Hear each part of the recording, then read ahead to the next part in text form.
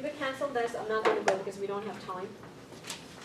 So you can cancel this. I'm not going to teach you or introduce you to the process of, I usually try to introduce you a little bit so when you go to physiology, you at least heard it a little bit, but we don't have time. So you can cancel this. This corresponds to that, so you can cancel this.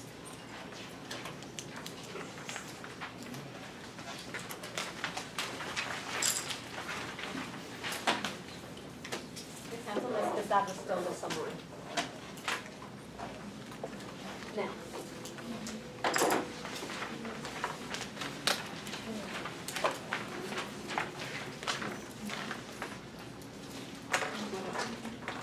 you need this. You don't need this. You need that.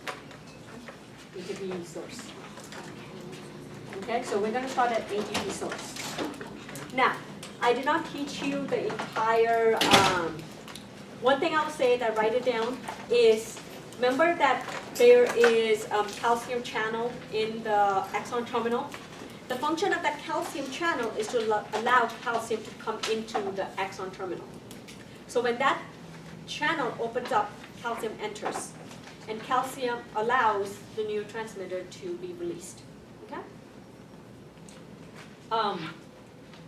Okay. Now, again, I did not explain the entire thing. Just know that ATP is also needed for muscle contraction to occur. If you don't have ATP, muscle contraction cannot occur. Okay? So, where does the muscle cell get ATP? Okay? So muscle cells store only a certain amount of ATP, 10 seconds of work. After that, it has to obtain ATP from different sites.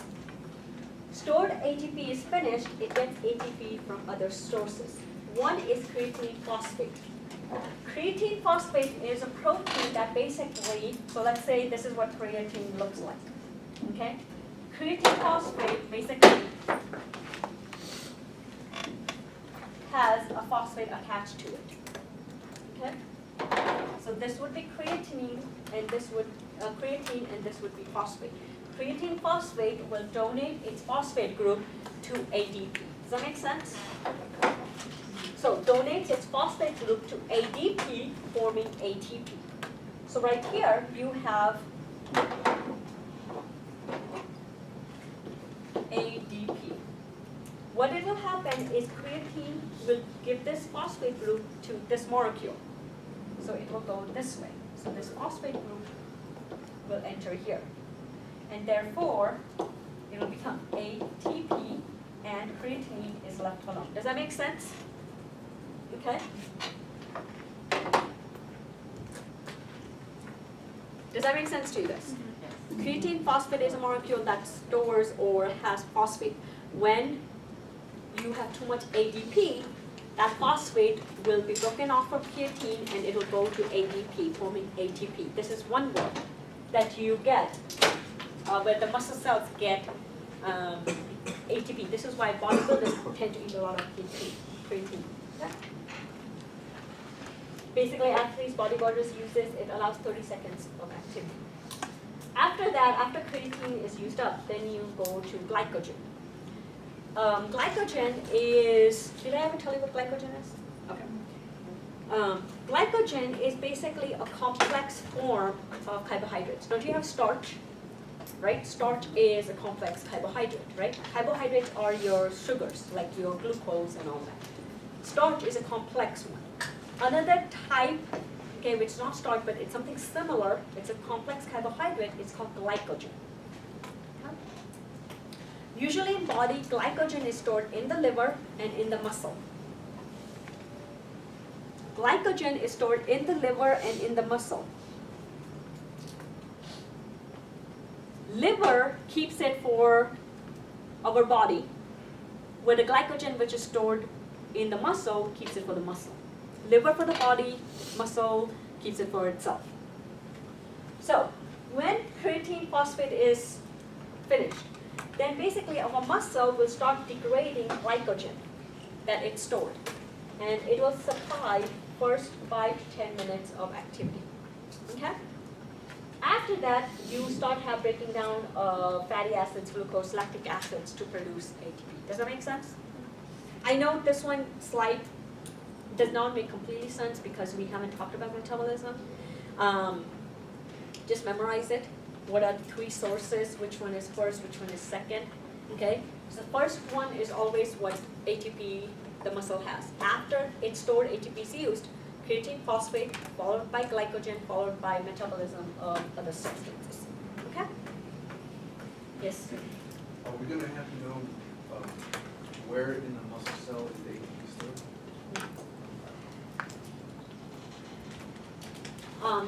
You cancel the slide.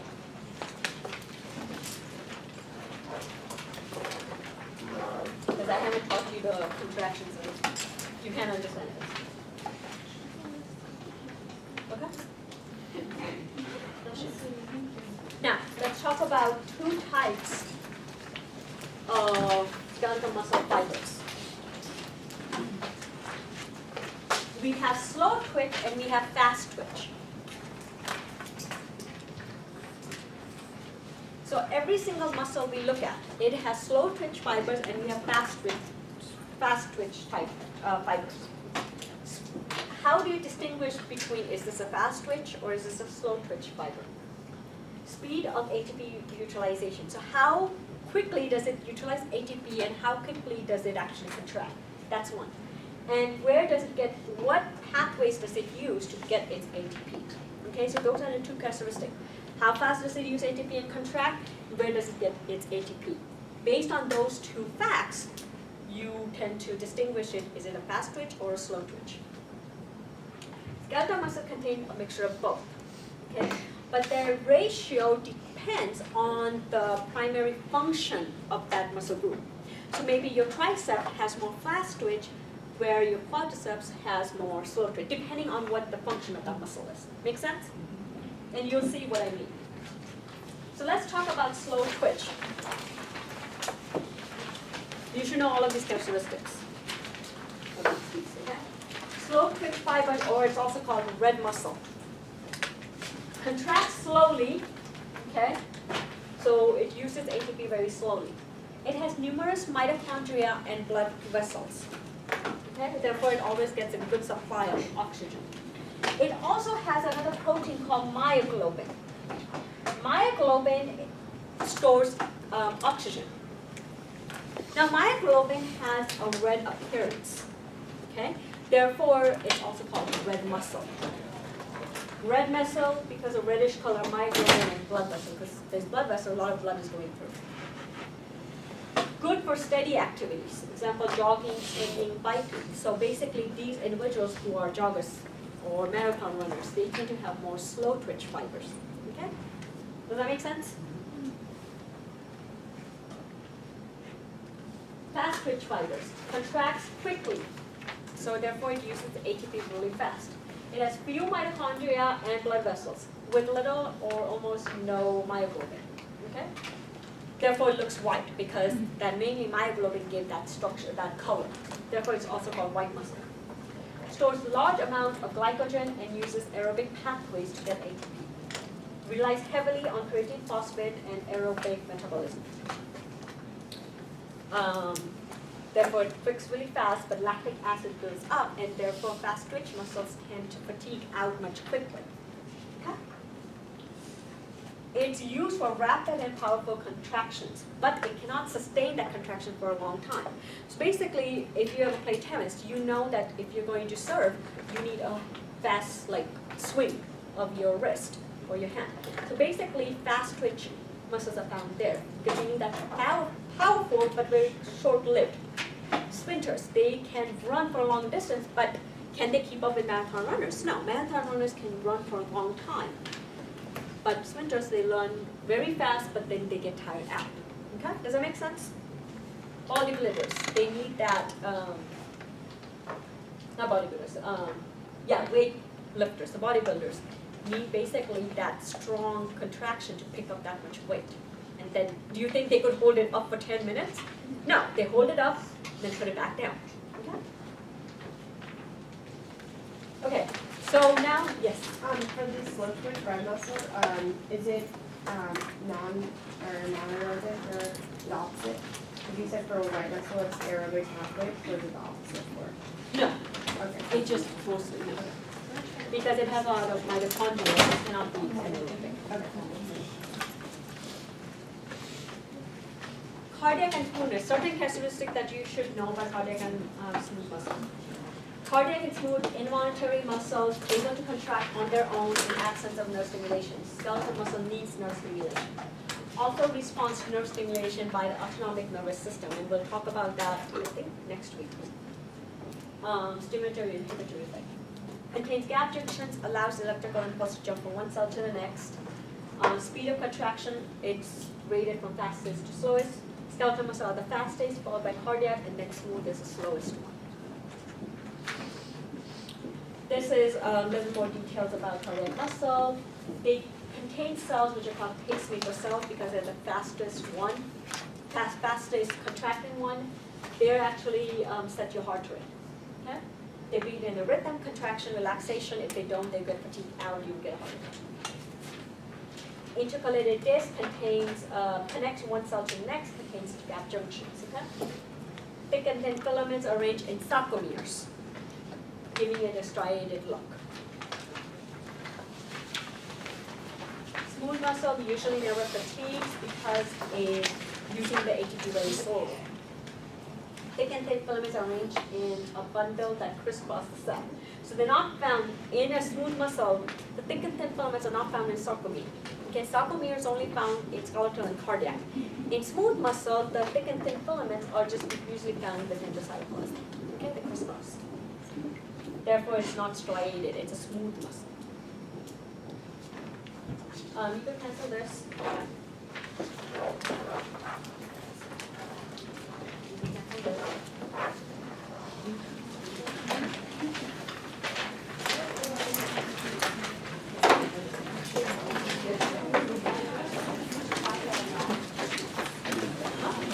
We're not done. What do you think? I feel like half of the problems are not done.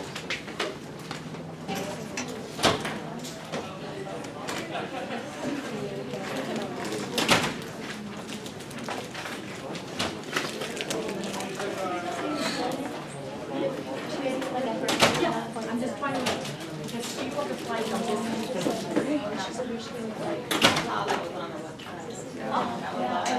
Yeah. Did I should know the wrong one? Last week I was trying to do a lot of stuff for second week and third week. Are you gonna print those out? Let me see how much they are. It might be just memorization. I might just tell you one by one. Okay, because it's just memorizing. Yeah.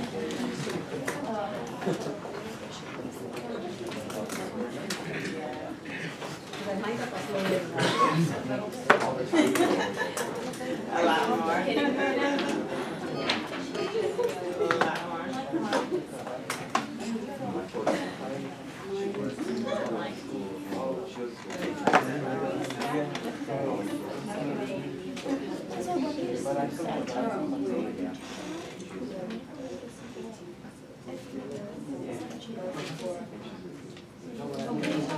recording for just a second.